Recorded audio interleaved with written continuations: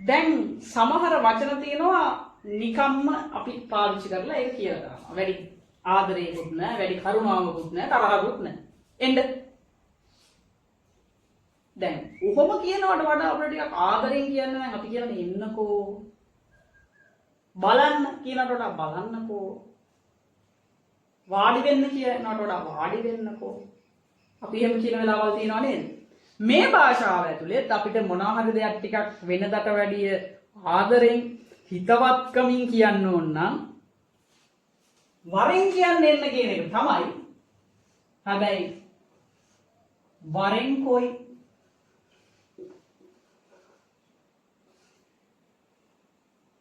වරෙන් කොයි කිව්වොත් එතන ටිකක් කාරුණික බවක් ආලවන්තකම ඇඟෑලුම්කමක් අදහස් වෙනවා.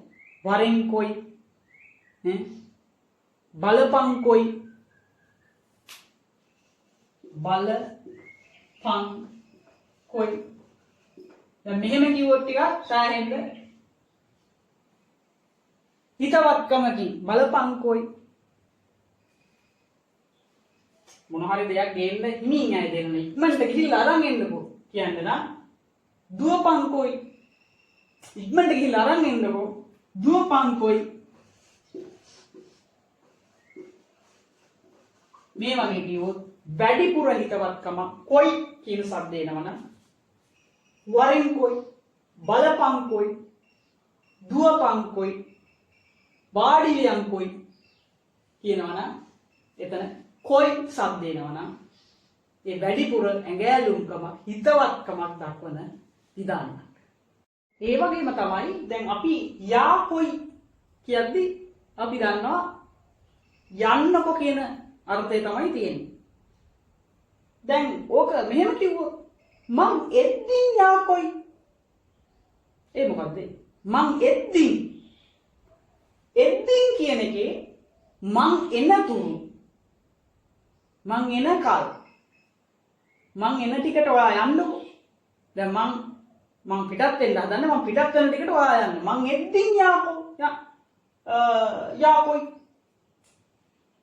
මං ආවහම යන්නකෝ. යද්දී අර යනකොට මං යද්දී උන්නහත් හම්බෙලාම යන්නම්. යද්දී මං යනකොට එයාවත් හම්බෙලා යන්නම්. යද්දී මං රැවුල කපද්දී ඔයා යන්න. මම රැවුල කපා ඉන්න අතරතුරේ ඔයා යන්න. එතකොට එද්දී යද්දී කපද්දී කියන්නේ එනකොට යනකොට කපනකොට එහෙනම් කපන අතරතුර මෙන්න මේ වගේ අර්ථයක් තමයි මොනරාගල භාෂා ව්‍යවහාරේ මේ කොටසේදී පැහැදිලි කරන්නේ. තමයි මොනවා හරි සිදු වෙමින් තියද්දී කියන වචනේ අපි ඉද්දී කියලා කියනවනේ. අපි සාමාන්‍ය ව්‍යවහාරයේ බලද්දී වහිද්දී කඩද්දී නටද්දී මෙන්න මේ ඉද්දී කියන අපි සාමාන්‍ය ව්‍යවහාරයේ අපි උච්චාරණය වෙන බලද්දී කඩද්දී නටද්දී පණිද්දී කියද්දී ඉද්දී කියලා උච්චාරණය අපේ කටෙන් සාමාන්‍ය ව්‍යවහාරයේ උච්චාරණය වන වචනවලට මොනරාගල ව්‍යවහාරයේදී තත් වහින්ටත් වැතුරෙව්වා වහිද්දිත් වැතුරෙව්වා කියන්නත් කියද්දිත් කියන්නත් කියද්දිත් මෙච්චර කියන්නත් ඇහුවේ නෑනේ. මෙච්චර කියන්නත් මේ ළමයා ඇහුවේ නෑනේ. කියන්නත් කියද්දිත් මෙච්චර කියද්දිත් ඇහුවේ නෑනේ. කියන්නත් බලන්ටත් මෙච්චර බලන්ටත් මේ දරුවා අත පුච්ච ගත්තනේ. මෙච්චර බලද්දිත් මේ දරුවා අත පුච්ච ගත්තනේ. බලන්ටත් මේ ටත් ඩත් කියන කොටස් අපි අර සාමාන්‍යදී බලද්දී ගහද්දී කඩද්දී නටද්දී අන්න ඒ වගේට මේ වහින්ට ටත් කියන උච්චාරණය මොනරාගල ප්‍රාදේශීය ව්‍යවහාරෙදී පාවිච්චි වෙනවා. දැන් පුතාලා හිතින් හිතන්න ඔයාලා සාමාන්‍ය දෛනික ව්‍යවහාරයේ ඉද්දි කියලා දාන වචන. නටද්දි. කියද්දි මේ කියන්න. බලද්දි බලන්ට නටන්ටත් ගයන්ටත් ඔය වගේ ඔයාලගේ දෛනික ව්‍යවහාරයේ තියෙන ඉද්දි කියන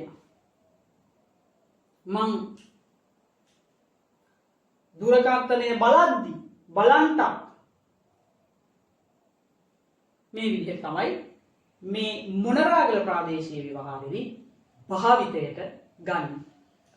ට දත් මත් වගේ උච්චාරණයන් නොසේ. අනිත් ව්‍යවහාරයේ අපි මොන හරි ආපුවම නැතුව දැන් අපි ඒ වචනේ පාවිච්චි කරන්නේ නැතුව කියන්නේ. ඒ කියන්නේ ඔයාවේ අසවලායක නැතුව අන්න ඒ වගේ නැතුව වගේ වචනයක් අපි සාමාන්‍ය ව්‍යවහාරයේ පාවිච්චි කරාට මොනරාගල ප්‍රාදේශීය ව්‍යවහාරය තුළ පාවිච්චි කරන්නේ නැතු අහනවා. ඔයාගේ යාළුවා එක්කද නැතුව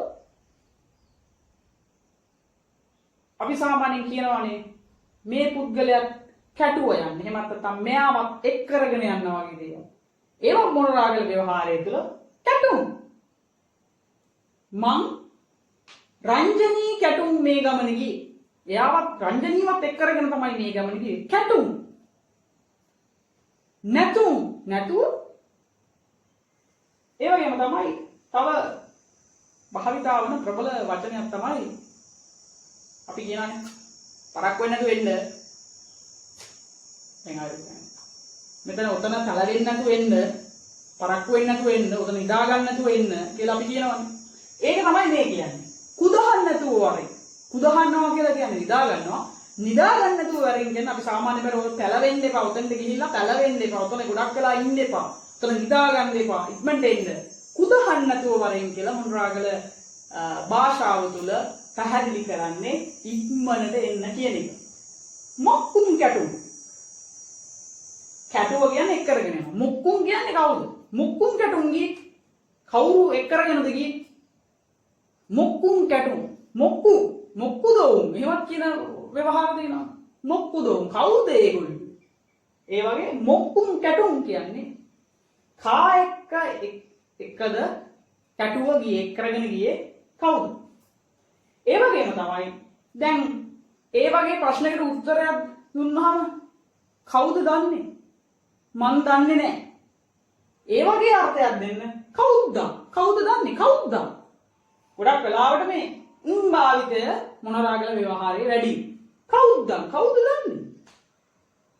අහනවා මේ කවුද මේ වාදනය ගත්තේ? කවුද මගේ ෆෝන් එක ගත්තේ? කවුද දන්නේ? දන්නේ නැහැ. ඒ වගේම නැත්තම් කියලා අපි සාමාන්‍ය ව්‍යවහාරයේදී කියන්නේ නැත්තම් ඒ වෙනුවට නැත්තම් භාවිතේ බොහොම ප්‍රබල විදිහට මොනරාගල ප්‍රාදේශීය ව්‍යවහාරය තුළ පාවිච්චි කරන නිසා මතක තියාගන්න ලේසි ආදරණීය දුවේපුතේ මේක ටිකක් කනට අහලා හුරු වුණාම ඔයගේ ප්‍රශ්න පත්‍රයේ තාම වේගෙන් ඉරිගහන ප්‍රශ්න වලට එම උත්තර දෙන්න හැකියාව තියෙනවා. ඒ වගේම ආදරණීය දුවේපුතේ මොනරාගල ප්‍රාදේශීය ව්‍යවහාරය ඇතුලේ අපි සාමාන්‍යයෙන් ප්‍රශ්නයක් නගනකොට මේ ද කියලා ඉවර කරනවානේ. පුතා බත් කෑවද? දුව පන්ති ගියාද? දුව පාඩම් කරනවද? මේ වගේ ද කියලා ඉවරන දැන් තියෙනවානේ. මේක හඬ උස් පහත් කිරීමෙන්ම අර අපි උදාහරණයක් විදිහට දුව බත් කෑවද කියලා අහන ප්‍රශ්නේ දයන්න අපි මොනරාගල ප්‍රාදේශීය ව්‍යවහාරය ඇතුලේ ලොක් කරලා දානවා. හැබැයි මේකේ හඬ උස් පහත් කිරීමෙන් මේ ප්‍රශ්නයම දැන් මෙහෙම තිබ්බොත් අපි ලියලා තියනවා දැක්කොත් දුවපත් කෑවා.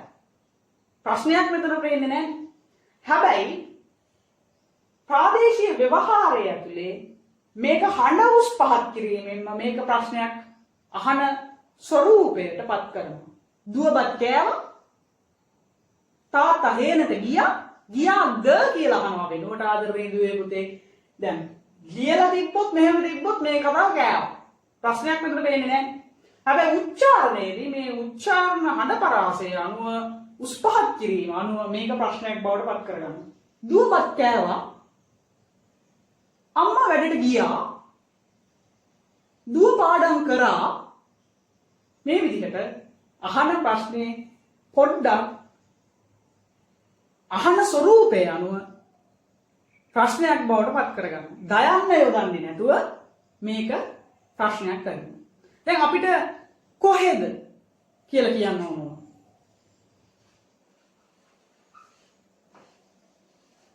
කොහෙද? අපි අහනවා මල්ලි කොහෙද? ඊතර ඇවිල්ලා අම්මා අහනවා මල්ලි කොහෙද? අපි සාමාන්‍ය ව්‍යවහාරයේ එහෙම අහන්නේ. හැබැයි මොනරාගල ව්‍යවහාරයේ තුල මල්ලි කොහේ? කොහේ? කොහේ?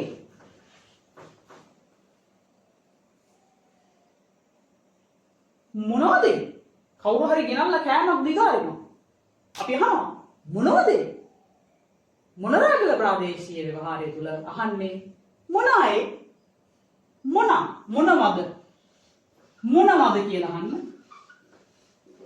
මොන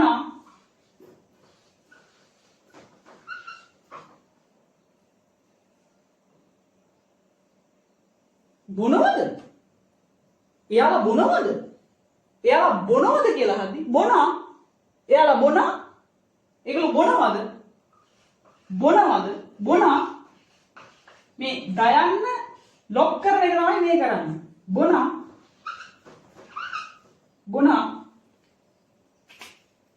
මෙන්න මේ විදිහට ප්‍රාදේශීය මොනරාගල ප්‍රාදේශීය ව්‍යවහාරය තුල ප්‍රශ්න ඇසීමේදී මේ තියෙන දයන්න ලොක් කරලා දාන්න. නමුත් හඬ උච්චාරණ ස්වරූපේ අනුව ඒක ප්‍රශ්නාර්ථයක් විදිහට අහන්න.